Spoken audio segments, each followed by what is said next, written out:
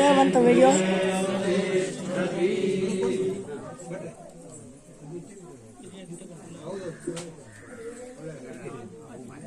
ಓಂ ತದ್ವಿಷ್ಣ ಪರಮಂ ಪರಮುದಾ ಪಶ್ಯಂತಿ ಸೂರ್ಯಃ ದಿವ್ಯೇವ ಚಕ್ಷುರಾತತಂ ತದ್ವಿಪ್ರಾಸೋ ವಿಪನ್ಯವೋ ಜಾಗ್ರವಾಗಸಸ್ಸ ವಿಂದತೆ ವಿಷ್ಣೋಯ ಪರಮಂ ಪದಂ ಓಂ ಪ್ರಜಾಪತೆ ಸ್ತಪಸಾ ಭಾವೃಧಾನಃ ಸದ್ಯೋ ಜಾತು ಸದಿಶೆ ಯಜ್ಞಮಶ್ರೇ ಸ್ವಾಹಾ ಕೃತೇನ ಹವಿಷಾ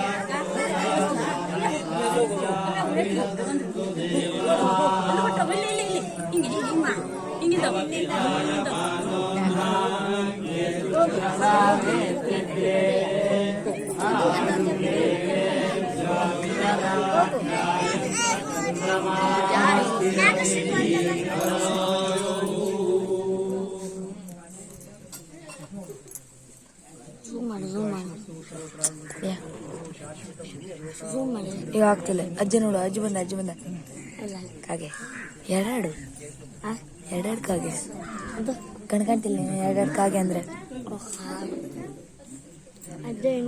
ಅಜ್ಜ ಕಾಗೆ ಬಂದ ಮೂರು ಕಾಗೆ. ಮನೆಯಲ್ಲಿರುವಂತಹ ಪ್ರತಿಯೊಬ್ಬ ಸದಸ್ಯರು ಪ್ರಾರ್ಥನೆ ಇದ್ದಾರೆ. ಗೋವಿಂದ ಜಾತವ್ ಹೆಗಡೆ ಬಗರಮುಖಿ ಗಣಪತಿ ಗೋವಿಂದ ಅವರ ಗೋವಿಂದ ಹೆಗಡೆ ಅವರಿಗೆ 5 ಜನ ಮಕ್ಕಳು, 3 ಜನ ಹೆಣ್ಣು ಮಕ್ಕಳು, 2 ಜನ ಗಂಡು ಮಕ್ಕಳು. ಅದರಲ್ಲಿ 2 ಜನ ಗಂಡು ಮಕ್ಕಳಲ್ಲಿ ಮಹಾಬಲೇಶ್ವರ ಹೆಗಡೆಯವರು ಹಿರಿಯವರು, 2ನೇವರು ಗಣಪತಿ ಹೆಗಡೆಯವರು. ಗಣಪತಿ ಹೆಗಡೆಯವರು ಅಂತ ಹೇಳುವಂಥ ಹಿರಿಯವರಾಗಿದ್ದರು. ಇವರ ತಂದೆಯವರು. ಇವರಿಗೆ ಗಣಪತಿ ಹೆಗಡೆಯವರಿಗೆ ಅಂದರೆ ಜಿ ಹೆಗಡೆ ಹೇಳ ಪ್ರಸಿದ್ಧಿ ಆದಂಥವರು. ಕೆಲವು ಈ ನಾಟಿ ವೈದಿಕವಾಗಿಯೂ ಅವರು ಪ್ರಸಿದ್ಧ ಪಟ್ಟಂತಹ ಒಬ್ಬ ವ್ಯಕ್ತಿಗಳಾಗಿದ್ದರು. ಅದೇ ರೀತಿಯಾಗಿ 3 ಜನ ಮಕ್ಕಳು ಕೂಡ ಸಕಾಲದಲ್ಲಿ ಆಗಬೇಕಾದಂತಹ ಕಾರ್ಯ ಇದನ್ನೆಲ್ಲ ನೆರವೇರಿಸಿಕೊಂಡು ರೈತ ಕುಟುಂಬದಲ್ಲಿ ಬಂದಿರುವಂತಹ ಅವರು ಒಬ್ಬ ಉತ್ತಮವಾದ ಸುಸಂಸ್ಕೃತವಾದಂತಹ ಮನೆತನ, ಬೆಟ್ಟಣಿ ಮನೆತನ. ಅಲ್ಲಿಂದ ಮದುವೆಯಾದಂತಹ ಅವರು ಇವತ್ತು ನಮ್ಮ ಜೊತೆಗಿಲ್ಲ. ಅವರು ಅಕಾಲಿಕವಾಗಿ ಮರಣಪಟ್ಟಿದ್ದಾರೆ ಹೇಳಲಿಕ್ಕೆ ತುಂಬ ದುಃಖವೂ ಆಗ್ತದೆ. ಅದೇ ರೀತಿಯಾಗಿ ಮಾನಸಿಕವಾದಂತಹ ನೋವನ್ನು ಹೊಂದಿದ್ದಾರೆ. ನಮ್ಮ ಒಂದು ವೈದಿಕ ಪ್ರಕ್ರಿಯೆ ಪ್ರಕಾರವಾಗಿ ಏನೇನು ಕಾರ್ಯಕ್ರಮಗಳನ್ನು ಮಾಡಿಸಬೇಕಾಗಿತ್ತು, ಸೂಕ್ತವಾದಂತಹ ವೈದಿಕರನ್ನು ಕರೆದು ಅದೇ ರೀತಿಯಾಗಿ ಆ ಕಾರ್ಯಕ್ರಮವನ್ನು ಮಾಡಿಸಿದ್ದೇವೆ ಹೇಳುವಂತಹ ಒಂದು ನಿರ್ಧಾರ ಅವರಲ್ಲಿದೆ ಅಥವಾ ಮನೋತೃಪ್ತಿ ಇದೆ.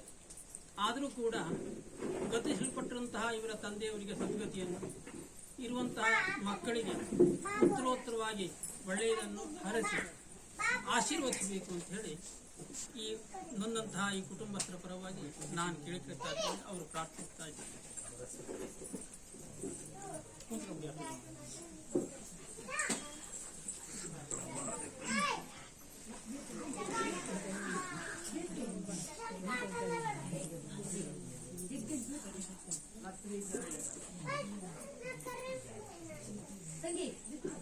ಎಲ್ಲ ವೈದಿಕರ ಪರವಾಗಿ ನಾಳೆ ಮನೆ ನಾರಾಯಣ ಭಟ್ರು ಯಜಮಾನರ ಪ್ರಾರ್ಥನೆಗೆ ಒಂದು 4 ಮಾತಾಡುವಲ್ಲಿ ಯಸ್ಯ ಸ್ಮರಣ ಮಾತ್ರೇಣ ಜನ್ಮ ಸಂಸಾರ ಬಂಧನ ವಿಮುಚ್ಯತೆ ನಮಸ್ತಸ್ಯೆ ವಿಷ್ಣವೇ ಪ್ರಭ ವಿಷ್ಣುವೆ. ಕರ್ಮಾಧ್ಯಕ್ಷನಾಗಿರತಕ್ಕಂತಹ ಮಹಾವಿಷ್ಣುವನ್ನ ಸ್ಮರಿಸಿ ಪ್ರಕೃತ ಯಜಮಾನರು ಮೃತರ ಆತ್ಮಕ್ಕೆ ಸದ್ಗತಿಯನ್ನು ಹಾಗೂ ತಮಗೆ ಕುಟುಂಬಕ್ಕೆ ಉತ್ತರೋತ್ತರ ಅಭಿವೃದ್ಧಿ ಆಗಬೇಕು ಎನ್ನುವುದಾಗಿ ಪ್ರಾರ್ಥನೆಯನ್ನ ಮಾಡಿದ್ದೀರಿ. ನಾವೆಲ್ಲ ವೈದಿಕರು ಆ ಕಾಮನೆ ಸತ್ಯವಾಗಲಿ ಎನ್ನುವುದಾಗಿ ಆ ಮಹಾವಿಷ್ಣುವಿನಲ್ಲಿ ಪ್ರಾರ್ಥಿಸುತ್ತಾ, ನಮಗೆ ಪ್ರತ್ಯಕ್ಷ ದೇವರುಗಳು ಅಂದರೆ 2, ಒಂದು ತಾಯಿ, ಇನ್ನೊಂದು ತಂದೆ. ಇದರಲ್ಲಿ ಒಂದು ದೇವರನ್ನ ನೀವು ಕಳೆದುಕೊಂಡು ತಬ್ಬಲಿಯಾಗಿದ್ದೀರಿ. ಏನು ಮಾಡಬೇಕು, ಏನು ಬಿಡಬೇಕು ಎನ್ನುವಂತಹ ಒಂದು ಯೋಚಿಸುವಂತಹ ಸ್ಥಿತಿಯಲ್ಲಿ ನೀವಿಲ್ಲ. ಆದರೂ ಕೂಡ ಮಗನಾದವನಿಗೆ ಕರ್ತವ್ಯ ಎನ್ನುವಂತಹದ್ದು ಇದೆ. ಜೀವತೋ ವಾಕ್ಯಕರಣ ಪ್ರತ್ಯಬ್ಧೆ ಭೂರಿ ಭೋಜನಂ ಗಯಾಯಾಂ ಪಿಂಡದಾನಶ್ಚ ತ್ರಿಭಿ ಪುತ್ರಸ್ಯ ಪುತ್ರತ್ವಂ ಈ ಮೂರು ಮಗನಾದವನಿಗೆ ಅವನು ಪುತ್ರ ಎನಿಸಿಕೊಳ್ಳುವ ಪುತ್ರತ್ವ ಎನ್ನುವಂತಹದ್ದು ಸಿದ್ಧಿಯಾಗುವುದು ಅಲ್ಲಿಂದ. ಆದ್ದರಿಂದ ಆ ಮೃತರ ಏನು ತಂದೆಯ ಶರೀರ ಮೃತವಾಗಿದ್ದಾರೆ, ಅದಕ್ಕೆ ತನ್ನಿಮಿತ್ತವಾಗಿರತಕ್ಕಂತಹ ಔರ್ಧದೇಹಿಕ ಕ್ರಿಯೆ ಏನಿದೆ ಅದನ್ನ ಮಾಡಲೇಬೇಕು ಮಗನಾದವನು. ಜೀವತೋ ವಾಕ್ಯಕರಣಾತ್ ಎನ್ನುವ ಹಾಗೆ ಮರಣ ಹೊಂದುವ ಪೂರ್ವದಲ್ಲಿ ಅವರ ಸೇವೆಯನ್ನ ಮಾಡುವಂತಹದ್ದು, ನಂತರ ಈ ಅಂತ್ಯೇಷ್ಟಿ ಕರ್ಮಾಂಗವನ್ನ ಮಾಡುವುದು. ಹಾಗೆ ಪ್ರತ್ಯಬ್ಧೆ ಭೂರಿ ಭೋಜನಂ ಎನ್ನುವ ಹಾಗೆ ವಾರ್ಷಿಕ ಶ್ರಾದ್ದಾದಿಗಳನ್ನ ಮಾಡುವಂತಹದ್ದು ಈ ಮಕ್ಕಳ ಆದ್ಯ ಕರ್ತವ್ಯ. ಅದೇ ನೇರದಲ್ಲಿ ನೀವು ಇವತ್ತಿಗೆ 14 ದಿನದ ಹಿಂದೆ ಇಹಲೋಕದ ಯಾತ್ರೆಯನ್ನ ಪೂರೈಸಿರ್ತಕ್ಕಂತಹ ನಿಮ್ಮ ತಂದೆಯವರ ಅಂತ್ಯೇಷ್ಟಿ ಕರ್ಮವನ್ನ ಶ್ರದ್ಧಾಭಕ್ತಿಯಿಂದ ಮಾಡಿದ್ದೀರಿ. ನಮ್ಮ ಶರೀರ ಎನ್ನುವಂತಹದ್ದು ಪಂಚಭೂತದಿಂದ ನಿರ್ಮಿತವಾಗಿರತಕ್ಕಂಥದ್ದು. ಅದನ್ನ ಪಂಚಭೂತದಲ್ಲಿ ಲೀನ ಮಾಡುವಂತಹದ್ದು ಮೊದಲನೆಯದು.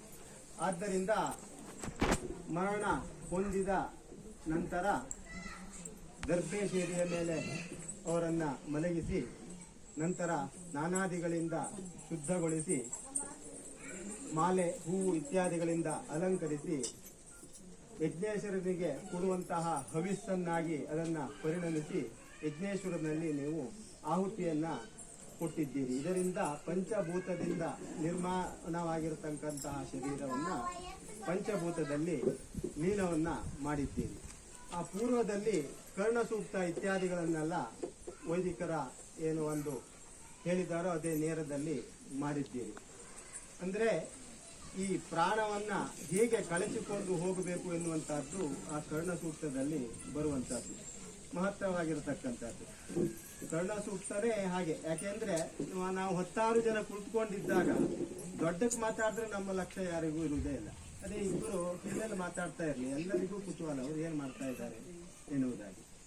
ಹಾಗೆ ಕರ್ಣ ಸೂಕ್ತದಲ್ಲಿ ಈ ಜಂಜಾಟವನ್ನ ತಪ್ಪಿಸಿಕೊಂಡು ಹೋಗುವಂತಹದ್ದನ್ನ ಅದೊಂದು ಗುಟ್ಟು, ಅದನ್ನ ನೀವು ತಂದೆಯ ಕಿವಿಯಲ್ಲಿ ಮರಣ ಹೊಂದುವ ಏನು ಸ್ಥಿತಿ ಇದೆಯೋ ಆವಾಗ ಮಾಡುವಂತಹದ್ದು. ಅದು ನಮಗೆ ಸಾಧ್ಯವಾಗದೇ ಇದ್ದಾಗ ಕಡೆಯಲ್ಲಿ ಗರ್ಭೆಯನ್ನ ಹಿಡಿದು ಕರ್ಣವೇ ಸೂಕ್ತವನ್ನ ಕೇಳಿಸಿ ಈ ಪಂಚಭೂತದಿಂದ ನಿರ್ಮಾಣವಾಗಿರ್ತಕ್ಕಂತಹ ಶರೀರವನ್ನು ಪಂಚಭೂತದಲ್ಲಿ ಲೀನವನ್ನ ಮಾಡಿದ್ದೇವೆ. ಇದು